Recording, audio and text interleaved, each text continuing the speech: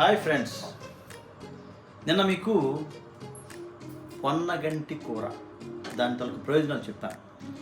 అలాగే పప్పులో వేసుకోవచ్చు, పులుసులో వేసుకోవచ్చు అని చెప్పాను.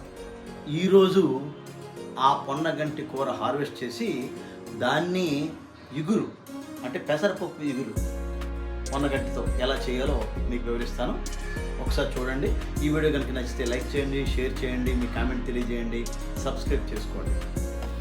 ఫ్రెండ్స్, పొన్నగంటి పెసరపప్పు ఇగురు తయారు చేసే విధానంలో ముందుగా పోపులు అంటే ఆవాలు, జీలకర్ర, తెల్లుల్లి, ఎండుమిర్చి, కరివేపాకు పప్పుగా వేసిన తర్వాత నీళ్లు పోసి కొద్దిగా ముందుగా నానబెట్టుకున్న పెసరపప్పు, అలాగే కడుక్కున్న ఆకు ఇది కూడా వేసి ఉడికిన తర్వాత తగినంత కారం, ఉప్పు వేసుకోవాలి. కూర కొద్దిగా డ్రై అయ్యాక అన్నంలో నెయ్యి వేసుకొని కూర కలుపుకొని తింటే అద్భుతంగా ఉంటుంది. ఒకసారి ట్రై చేయండి. మీ అందరికీ తెలిసి